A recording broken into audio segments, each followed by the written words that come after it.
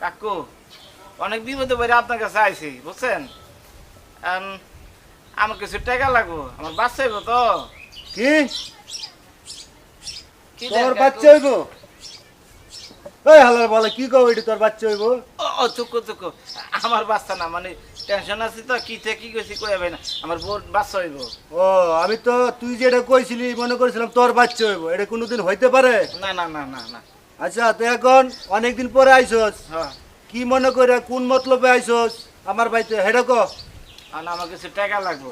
আমি যে বন্ধ করে লেগে যে চেন নিয়েছি, চেন এই স্বর্ণের চেন নিয়েছি, এই যে লও। চেন লই আইছস এটা বিষয় না, তবে কয় টাকা লাগবো? 15 দিলে হইবে আমার, বেশি না। আমি 1 মাসের মধ্যে ছুটে নিয়ে যাবো। 15,000 দেওয়া যাবো না? তাইলে তুই টাকা 10,000 পাবি,